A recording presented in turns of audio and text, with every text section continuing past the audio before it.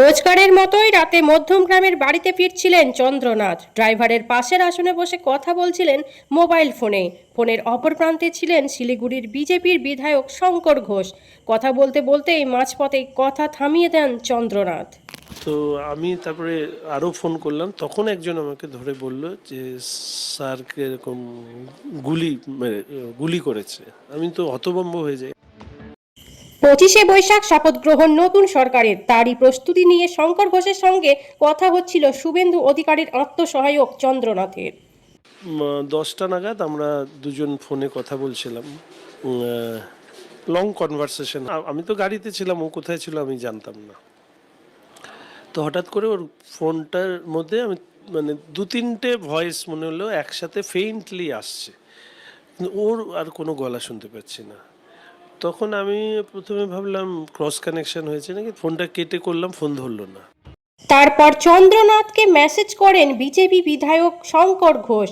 অনেকক্ষণ পর্যন্ত উত্তর না পেয়ে ফোন করেন। তখনই জানা যায় ঘটনার কথা। মেসেজ করলাম যে তোর শরীর খারাপ হয়েছে নাকি, তুই তাড়াতাড়ি জানা, কোথায় তুই? তখনও কোনো রিপ্লাই নেই। তখন আমার একটু স্ট্রাইক করলো। তো আমি তারপরে আরও ফোন করলাম, তখন একজন আমাকে ধরে বলল যে স্যারকে এরকম গুলি করেছে। আমি জিজ্ঞেস করলাম ও বেঁচে আছে? ও বলল আমি কিছু বুঝতে পারছি না। ঘটনার পরে চন্দ্রনাথ এবং তার গাড়ির চালককে নিয়ে যাওয়া যায় মধ্যমগ্রামের ভিভাসিটি হাসপাতালে। Unfortunately, when he was brought to our clinic, our emergency was no more. মানে অলরেডি আমরা দেখলাম যে বুকে 3টে বুলেট, এবং এই 3টে বুলেট এমনভাবে টার্গেট করা হয়েছে, সবটাই হচ্ছে লেফট হার্ট। আমি লেফট সাইডে যেখানে আমাদের হার্ট থাকে, হৃৎপিণ্ড ফুটো করে গেছেন বুলেটগুলো। ড্রাইভার যিনি ছিলেন তার ডান দিকে একটা চেস্টে বুলেট ছিল, পেটে একটা অবভিয়াসলি গান ইঞ্জুরি ছিলেন, এবং রাইট হ্যান্ডেও একটা ইঞ্জুরি ছিল। বলছিল এখন আমি কিছু বলবো না, আমাকে আগে ঠিক করুন। That was the statement he said at the last moment. Suvendu অধিকারীর আত্মসহায়ক চন্দ্রনাথ বিজেপির বহু নেতা নেত্রীর বিধায়কের ঘনিষ্ঠ ছিলেন। আমার খুব পরম বন্ধু ছিল। আজকে সন্ধ্যে 6টার সময় ওর সাথে আমার কথা হয়েছে।